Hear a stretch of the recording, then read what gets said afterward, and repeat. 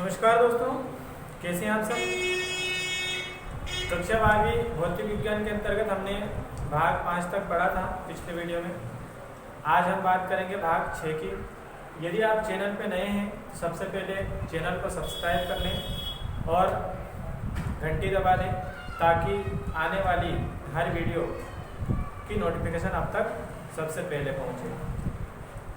आज हम भाग 6 पढ़ेंगे। भाग 6 के पहले अगर आपने नहीं पढ़ा हो तो प्लेलिस्ट में जाकर क्रम से वीडियो को आप पढ़ सकते हैं, क्रम से सभी वीडियो को पढ़ सकते हैं, नोट्स बना सकते हैं। हमने भाग 1, 2, 3, 4, 5 में हमने अभी तक चुंबक के बारे में पढ़ा था। चुंबकीय पदार्थ क्या होता है, चुंबक क्या होता है, चुंबकीय ध्रुव क्या होता है, चुंबकीय अक्ष क्या होता है, इन सभी चीज़ों के बारे में हम पढ़ लिए थे। सभी टॉपिक्स की बात हम कर चुके थे। आज हम बात करेंगे चुंबक से संबंधित कूलाम का नियम। हमने चुंबक पढ़ा था। आप लोगों ने अगर पढ़ा हो तो देखा होगा चुंबक में 2 ध्रुव होते हैं। क्या होते हैं? 2 ध्रुव होते हैं। चुंबक का हमने चित्र वगैरह बनाया था। जैसे मान लिया कि ये चुंबक है, इसमें इधर साइड और इधर साइड। हमने क्या बोला था कि जब किसी बर्तन में हम लोहे के छोटे छोटे कील या लोहे के छोटा छोटा बुरादा, जो बुरादा आएगा वो उसको हम डाल देते हैं एक बर्तन में, प्लास्टिक के बर्तन में डाल दो उसको। उसके बाद में उसमें चुंबक को डुबा देंगे। चुंबक को डुबा देंगे तो चुंबक में यहाँ पे लोहे का बुरादा क्या हो जाएगा, चुंबक से चिपक जाएगा। लेकिन शर्त ये है कि बीच में बुरादा कम चिपकेगा और साइड में बुरादा क्या होगा, अधिक चिपकेगा। क्या बोला हमने? एक प्लास्टिक का बर्तन लिया और उस बर्तन में लोहे का बुरादा डाल दिया। लोहे के बुरादे में हमने क्या डाल दिया, चुंबक को डाल दिया। चुंबक को डालने के बाद में चुंबक को निकाला तो चुंबक में हम देखेंगे कि किनारे पर जो बुरादा है वो अधिक चिपकेगा, बीच में बुरादा कम चिपकेगा। इसका मतलब ये हुआ कि किनारों पर चुंबक की शक्ति यानी कि चुंबक को खींचने की शक्ति अधिक थी और बीच में थोड़ी सी कम थी। इसीलिए इन किनारों को हम चुंबकीय ध्रुव बोलते थे। क्या बोलते थे हम इनको? ध्रुव। इसको भी बोलेंगे ध्रुव, इसको भी बोलेंगे ध्रुव। चुंबकीय ध्रुव की परिभाषा लिखी थी हमने कि चुंबक के सिरों के निकट जिन बिंदुओं पर चुंबकत्व का मान अधिक होता है उसे चुंबकीय ध्रुव कहते हैं। इतनी बात हमने लिखी थी।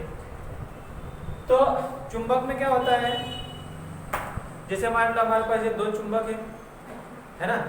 अगर हम इसको ऐसे लाते हैं तो ये क्या होगा, एक दूसरे से चिपक जाता है। उल्टा घुमा के लाएंगे तो ये चिपकेगा नहीं, दूर दूर हटेगा। यानी कि हम देख सकते हैं कि चुंबक में ये और ये समान था, ये और ये कैसा था, समान था। ये इसका ये अलग भाग है और इसका ये अलग भाग है। तो ऐसे में क्या होगा, जब ये असमान रहता है तो आकर्षण होता है और जब समान रहता है तो प्रतिकर्षण। प्रतिकर्षण का मतलब दूर भगाएगा और आकर्षण का मतलब खींचेगा।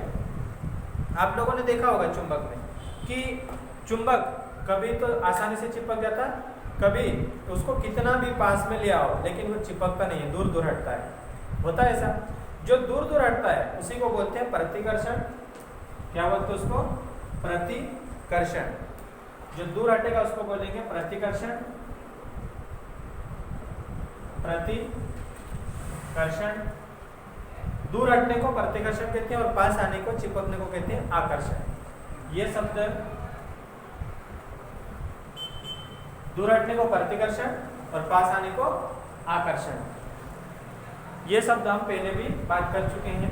तो प्रतिकर्षण कैसा होगा और आकर्षण कैसा होगा, इसके बारे में कूलाम नामक वैज्ञानिक ने एक नियम दिया। किसने दिया नियम? कूलाम नामक वैज्ञानिक ने नियम दिया। और किससे संबंधित दिया? ये चुंबक से संबंधित। उसने ये बताया कि चुंबक किस तरह से किसी पदार्थ को या चुंबक आपस में किस तरह से एक दूसरे को खींचते हैं और किस तरह से एक दूसरे को धक्का मारते हैं। इसीलिए उन्होंने एक नियम दिया जिसको कूलाम का नियम कहते हैं। तो उसी की बात करेंगे हम। कूलाम का नियम क्या है?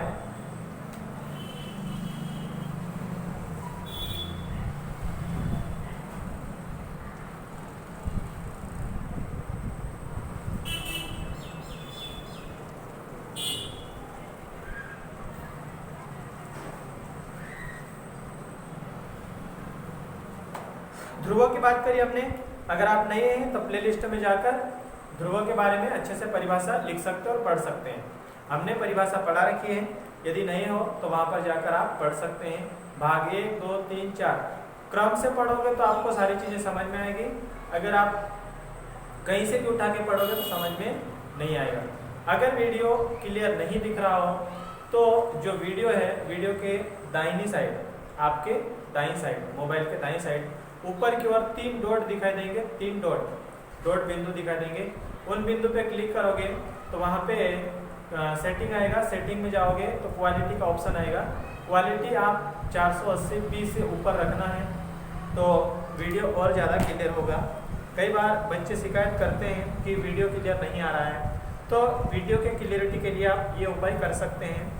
और अगर आपको फिर भी नहीं आए तो और किसी भी प्रकार की समस्या हो तो हमारा जो चैनल है उसके अबाउट में जाओगे, उसके बारे में जानने के लिए, तो वहाँ पे नंबर लिखे हुए हैं, मेरे नंबर लिखे हुए हैं, उस नंबर से आप संपर्क कर सकते हैं। ओनली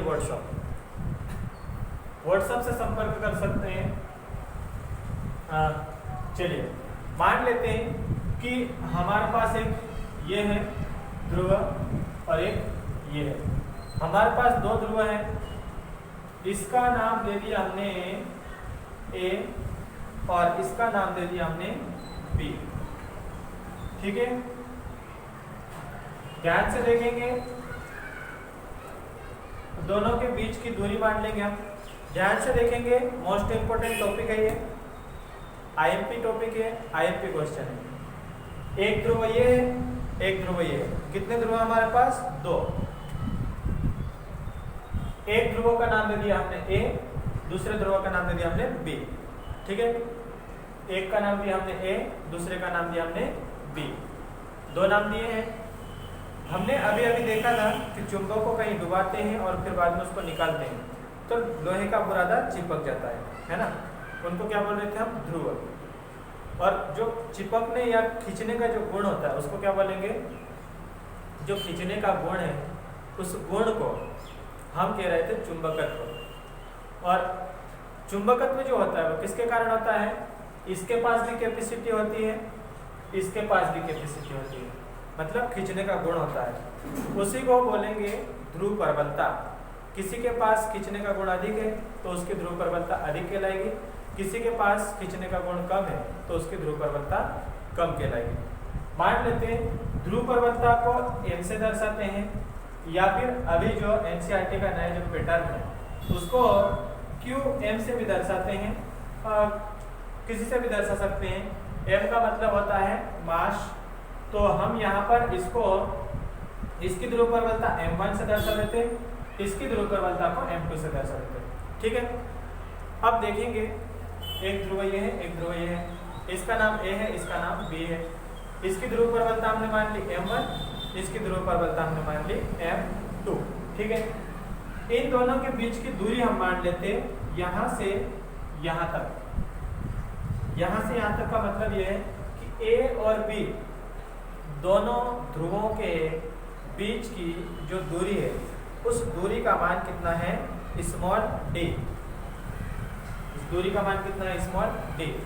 दूरी को स्मॉल d से भी दर्शा सकते हैं, डिस्टेंस बोलेंगे दूरी को, और r से भी दर्शा सकते हैं, रेंज बोलेंगे। ठीक है, अभी तक जो मैंने बोला है उसको लिखना नहीं है, लिखने के लिए हम प्रश्न लिख पाएंगे, उत्तर लिख पाएंगे, उसी समय लिखना है, तो देखना ही है सिर्फ। ठीक है, अब इसकी ध्रुव प्रबलता m1 है, इसकी ध्रुव प्रबलता m2 है। अब इन दोनों के बीच की दूरी कितनी है? d। इन दोनों के बीच में या तो आकर्षण बल लगेगा या फिर प्रतिकर्षण। प्रतिकर्षण मतलब धक्का, आकर्षण मतलब खिंचाव। तो लगने वाला बल आकर्षण भी हो सकता है, प्रतिकर्षण भी हो सकता है, लेकिन लगता कैसे, उसका मान कितना रहता है उसकी बात कर रहे हैं हम। तो देखें हम लगने वाले बल को कहते हैं फोर्स। फोर्स कहते हैं, इसलिए इसको इंग्लिश में फोर्स कहते हैं, इसीलिए इसको F से दर्शाएंगे। किससे दर्शाएंगे हम? F से। तो लगने वाला जो बल है उसका रूल्स है F समानुपाती m1 इंटू m2। आपको 2 ही चीजें याद रखनी है और कुछ नहीं करना है। दूसरा है F समानुपाती 1/d²। देखो अगर इसको और इसको मिला के लिखते हैं F समानुपाती, ये ऊपर है और ये नीचे है, m1 इंटू m2 बटे डी स्क्वायर। जब हम लिखेंगे तो इसको व्यवस्थित लिखेंगे। अभी हम परिभाषा लिखने की बात कर रहे हैं, इसीलिए हम थोड़ा सा इसको देख लेते हैं किस तरह से देखना है। देखिए हम क्या कहती है इसकी परिभाषा, इसकी परिभाषा यहीं से बन जाती है। यहाँ से क्या था, F समानुपाती m1 इंटू m2 और F समानुपाती 1/d का स्क्वायर। इनको बोल रहे हैं हम ध्रुव प्रबलता। क्या बोल रहे हैं हम इसको, ध्रुव प्रबलता। इसको क्या बोल रहे हैं, ये भी ध्रुव प्रबलता। ये पहले वाले ध्रुव की ध्रुव प्रबलता है और ये दूसरे वाले ध्रुव की ध्रुव प्रबलता है। परिभाषा कैसे लिखेंगे, किन्हीं भी दो ध्रुवों के बीच लगने वाला आकर्षण या प्रतिकर्षण बल, आकर्षण मतलब खिंचाव, प्रतिकर्षण मतलब धक्का। किन्हीं भी दो ध्रुवों के बीच लगने वाला आकर्षण या प्रतिकर्षण बल का मान उन दोनों ध्रुवों की ध्रुव प्रबलता, इसकी ध्रुव प्रबलता m1 है, इसकी ध्रुव प्रबलता m2 है, उन दोनों ध्रुवों की ध्रुव प्रबलता के गुणनफल के समानुपाती तथा उन दोनों ध्रुवों के बीच की दूरी के वर्ग के व्युत्क्रमानुपाती होता है। बात समझ में आएगी। फिर से बोले हम, किन्हीं भी दो ध्रुवों के बीच लगने वाला आकर्षण या प्रतिकर्षण बल का मान उन दोनों ध्रुवों की ध्रुव प्रबलता के गुणनफल के समानुपाती तथा उन दोनों ध्रुवों के बीच की दूरी के वर्ग के व्युत्क्रमानुपाती होता है। ये इसकी शॉर्ट में परिभाषा आ जाएगी, इसका शॉर्ट में सूत्र आ जाएगा।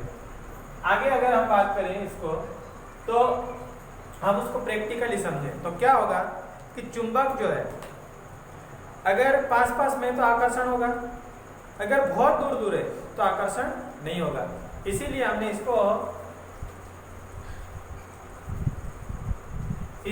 इसको क्या बोला है कि लगने वाला जो बल है दूरी के वर्ग की व्युत्क्रमानुपाती। दूरी के वर्ग की व्युत्क्रमानुपाती का इसका मतलब यही है कि अगर दूरी पास में है तो लगने वाला बल अधिक होगा, अगर दूरी दूर है तो लगने वाले बल का मान कम होगा। यानी कि बल और दूरी एक दूसरे के विपरीत है। एक दूसरे के विपरीत मतलब दूरी कम, लगने वाला बल अधिक। कम और अधिक उल्टा एक दूसरे का, दूरी कम, लगने वाले बल का मान अधिक, और दूरी अधिक, लगने वाले बल का मान कम। सिंपल सी बात है। अगर ये इधर साइड जैसे मैं खड़ा हूँ, या दीवार के बराबर एक चुंबक हो, इधर साइड भी एक दीवार के बराबर चुंबक हो, और अगर हम बीच में खड़े हो जाएं तो क्या होगा, इधर भी पास में चुंबक है बड़ा, इधर भी पास में चुंबक है बड़ा, तो इतना आकर्षण होगा कि हम भी साथ में चिपक जाएंगे। लेकिन हम यहाँ पे खड़े रहेंगे, सिंपल सी बात है। हमको पता है कि आकर्षण होगा तो हम चिपक जाएंगे। और अगर ठीक है पास पास में रख रखे हैं तो चिपक जाएंगे, लेकिन अगर इस दीवार के बराबर जो चुंबक है इस ध्रुव को उठा के बहुत दूर रखते हैं, 1 किलोमीटर दूर, और इसको यहीं रहने दें, या फिर इसको भी 1 किलोमीटर दूर रख दें, तो एक दूसरे को आकर्षित कर ही नहीं पाएंगे, क्योंकि दूरी बढ़ गई। दूरी बढ़ गई तो आकर्षण बल का मान कम हो जाएगा। सिंपल सी बात है। चलो, तो परिभाषा समझ में आई होगी आपको। क्या बोली परिभाषा, किन्हीं भी दो ध्रुवों के बीच लगने वाला आकर्षण या प्रतिकर्षण बल का मान उन दोनों ध्रुवों की ध्रुव प्रबलता के गुणनफल के समानुपाती तथा क्या बोला, दोनों ध्रुवों के ध्रुव प्रबलता के गुणनफल के समानुपाती तथा उन दोनों ध्रुवों के बीच की दूरी के वर्ग के व्युत्क्रमानुपाती होता है। ये नियम है। तो चलिए समझ में आया होगा, आगे फिर बात करेंगे हम। अभी आप प्रश्न लिख लें। चुंबक से संबंधित अभी आपको लिखना ही है, इतनी देर हम समझ रहे थे, अभी लिखना है। लिखें, चुंबक से संबंधित कूलाम का नियम लिखिए। चुंबक से संबंधित कूलाम का नियम लिखिए। ये प्रश्न हो जाएगा। आगे उत्तर में लिखेंगे। उत्तर में लिखेंगे हम, किन्हीं भी दो चुंबकीय ध्रुवों के बीच किन्हीं भी दो चुंबकीय ध्रुवों के बीच लगने वाले बल का मान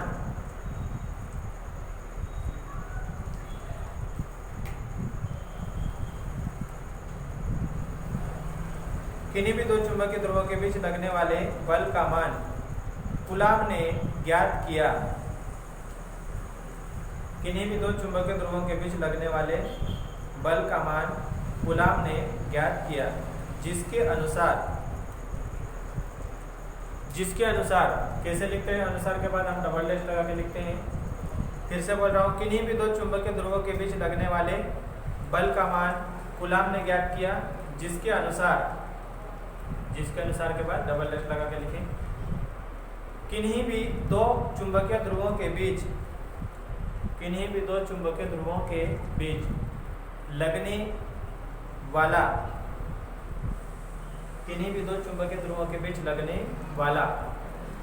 आकर्षण या प्रतिकर्षण बल, किन्हीं भी दो चुंबकीय ध्रुवों के बीच लगने वाला आकर्षण या प्रतिकर्षण बल,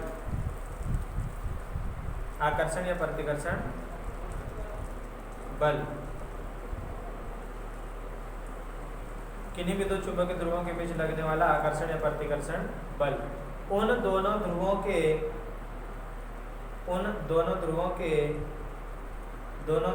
की लिखना, दोनों ध्रुवों की ध्रुव प्रबलता के गुणनफल के समानुपाती, उन दोनों ध्रुवों की ध्रुव प्रबलता के गुणनफल के समानुपाती तथा दोनों ध्रुवों की ध्रुव प्रबलता के गुणनफल के समानुपाती तथा दोनों ध्रुवों के बीच की दूरी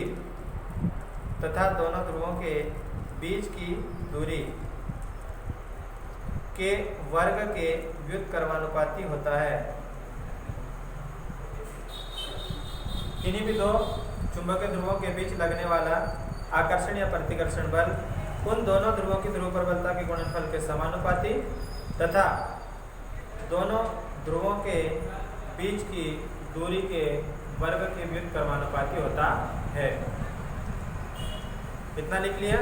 अगर लिख नहीं पाते तो वीडियो को रोक लिया करो, उसके बाद में लिखो। उसके बाद चित्र बनाओ फटाफट।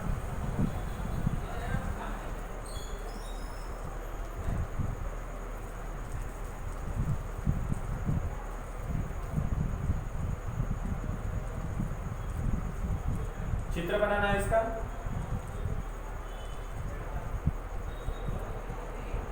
एक मिनट का समय है।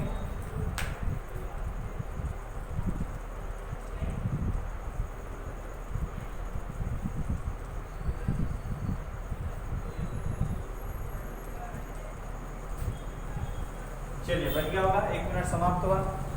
इसके आगे क्या लिखना है? जो चित्र में बना हुआ है वही लिखना है। कैसे लिखना है देखना। माना कि अभी लिखना नहीं है, सिर्फ देख लो, उसके बाद में लिखना। माना कि कैपिटल ए और कैपिटल बी दो चुंबकीय ध्रुव है। माना कि ए और बी दो चुंबकीय ध्रुव है जिनकी ध्रुव प्रबलता क्रमशः m1 और m2 है। ध्रुव प्रबलता कितनी है? m1 और m2 है तथा जिनके बीच की दूरी स्मॉल d है। तब इनके बीच लगने वाला बल F समानुपाती m1 इंटू m2 तथा F समानुपाती 1/d² हो जाएगा। ये चाहे तो हम इसको समीकरण 1 दे दें और इसको समीकरण 2 दे दें, ताकि आगे हमको लिखने में बड़ी आसानी होगी। तो चलो लिखो, चित्र बन गया है, लिखो आगे। माना कि कैपिटल A और कैपिटल B कोई दो चुंबकीय ध्रुव है। माना कि कैपिटल A और कैपिटल B कोई दो चुंबकीय ध्रुव है। इन ध्रुवों की ध्रुव प्रबलता क्रमशः m1 व m2 है। माना कि कैपिटल A और कैपिटल B कोई दो चुंबकीय ध्रुव है। इन ध्रुवों की ध्रुव प्रबलता क्रमशः m1 व m2 है तथा वे दोनों एक दूसरे से स्मॉल डी दूरी पर स्थित है तथा वे एक दूसरे से स्मॉल डी दूरी पर स्थित है, तब इनके बीच लगने वाला बल F, फिर से बोल रहा हूं मैं शुरू से मतलब माना कि वहां से माना कि A और B कोई दो चुंबकीय ध्रुव हैं। इन ध्रुवों की ध्रुव प्रबलता क्रमशः M1 व M2 है तथा वे दोनों एक दूसरे से स्मॉल d दूरी पर स्थित है, तब इनके बीच लगने वाला बल कैपिटल F, लगने वाला बल के बाद में ये दोनों लिख लो।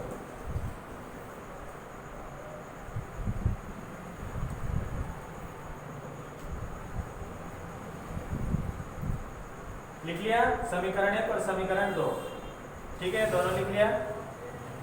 उसकी अगली लाइन में लिखो दोनों को मिलाकर लिखने पर, दोनों को मिलाकर लिखने पर, दोनों को मिलाकर लिखने पर लिख लिया। दोनों को मिलाकर लिखेंगे तो क्या बनेगा, इधर तो यहाँ पे भी F है, यहाँ पे भी F है, तो दोनों में से ये F ही रहेगा, ये और ये मिलाएंगे, ये M1 इंटू M2 बटे में D का स्क्वायर, ठीक है। दोनों को मिला के लिखेंगे तो ऐसा बनेगा। समानुपाती का चिन्ह हटाते हैं तो एक नियतांक आता है, यहाँ पर भी एक नियतांक आता है और उसको हम दर्शाते हैं K से। किसे दर्शाएंगे, K से। F बराबर K M1 इंटू M2 बटे D का वर्ग, इसको दे देंगे हम समीकरण नंबर 3। समीकरण 1 और समीकरण 2 हमने पहले से दे रखा है, तो ये और ये लिखने के बाद हमने क्या लिखा, दोनों को मिलाकर लिखने पर, उसके बाद में ये मिला के लिखा, समानुपाती का चिन्ह हटाया तो यहाँ पे आया एक नियतांक K, जो नियतांक है उसका नाम हमने क्या दिया, K दिया है। अब आप लोग ये दोनों और लिख लो, उसके बाद में हम आगे बढ़ते हैं।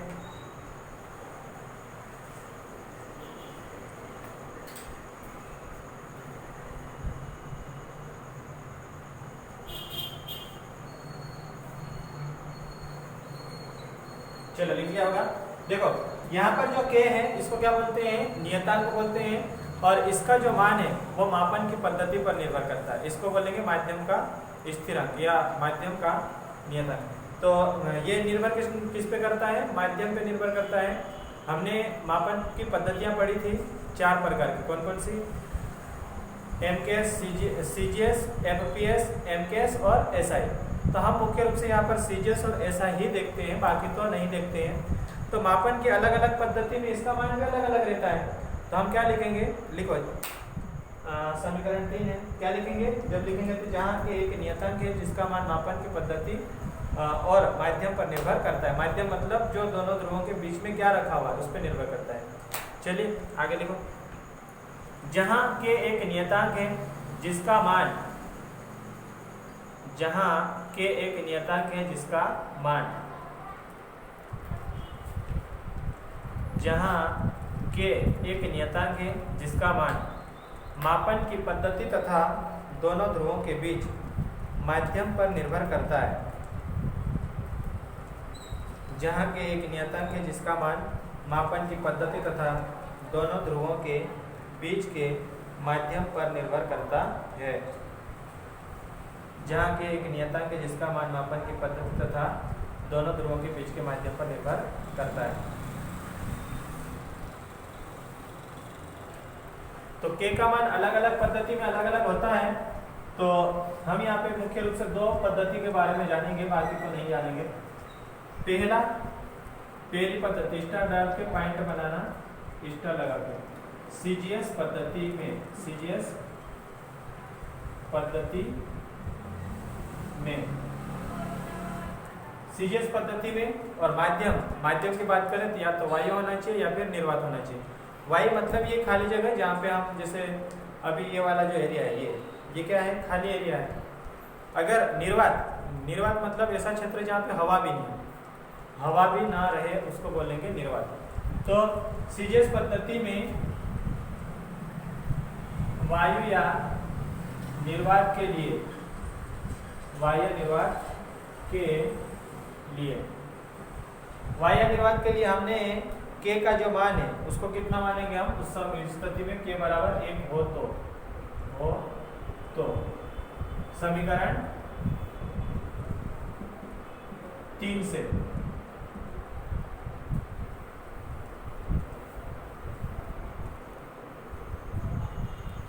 कौन सी पद्धति में बात कर रहे हैं हम, पहला पॉइंट सीजीएस पद्धति में बात कर रहे हैं। सीजीएस पद्धति में वायु या निर्वात के लिए k बराबर 1 हो तो समीकरण 3 से, समीकरण 3 ये रहा अपने पास, क्या बनेगा, f बराबर k का मान कितना हो गया 1, बचा क्या अपने पास m1 इंटू m2 और इनके बीच की दूरी कितनी है, d का वर्ग। देखो सीजीएस पद्धति है, ये बल का मान निकाल रहे हैं हम, तो बल का मान सीजीएस पद्धति में बल का मान क्या होता है, डाइन, बल का मात्रा क्या होता है, डाइन। इसीलिए इसको हम थोड़ा व्यवस्थित करके लिख लेते हैं m1 इंटू m2 बटे डी का स्क्वायर, और इसका जब मात्रक लिखेंगे तो क्या लिखेंगे, इसका मात्रक डाइन। डाइन क्यों लिखें, क्योंकि बल का मात्रक है और बल का मात्रक सीजीएस पद्धति में कितना है, डाइन। इसी प्रकार अगर एसआई पद्धति में बात करें, चलो इतना होता रहा, फिर एसआई पद्धति की बात करते हैं। एसआई पद्धति में इसका k का मान कितना होता है उसकी बात करेंगे, जल्दी जल्दी उतारो फटाफट।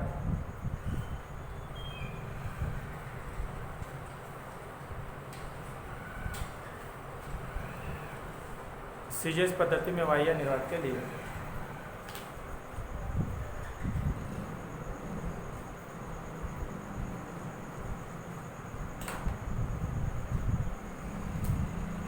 ठीक है, उतर गया होगा।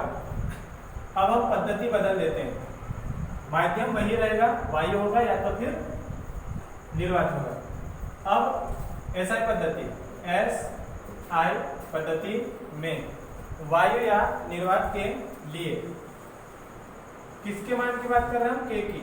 k का मान या तो होगा μ0/4 पाई या फिर इसी का मान 10⁻⁷। इसके एसआई पद्धति में इसके दो मान होते हैं, कौन कौन से, एक तो होता है μ0/4 पाई और दूसरा k का मान होता है 10⁻⁷। अगर हम μ0/4 पाई रखते हैं समीकरण 3 में तो अलग आएगा और 10⁻⁷ रखते हैं तो अलग आएगा। मतलब कहने का मतलब ये है कि समीकरण 3 में ये मान भी रख सकते हैं और ये मान भी रख सकते हैं, दोनों रख सकते हैं। तो क्या लिखा हमने, एसआई पद्धति में वायु या निर्वात के लिए k बराबर μ0/4 पाई, μ0, इसको μ0 बोलते हैं या फिर 0 भी बोल सकते हैं, μ0 भी बोल सकते हैं। k बराबर μ0/4 पाई हो तो समीकरण 3 से, हो तो समीकरण 3 से, समीकरण 3 में क्या था अपने पास, आप लोगों के पास समीकरण 3 है, आप देख सकते हैं f बराबर k था, यहाँ पे f बराबर k m1 इंटू m2 बटे डी का स्क्वायर। तो k के स्थान पे हमने कितना रख दिया, k के स्थान पे हमने रख दिया ये μ0/4 पाई और m1 इंटू m2 बटे डी का स्क्वायर। देखो समीकरण 3 हमारे पास ऐसा था,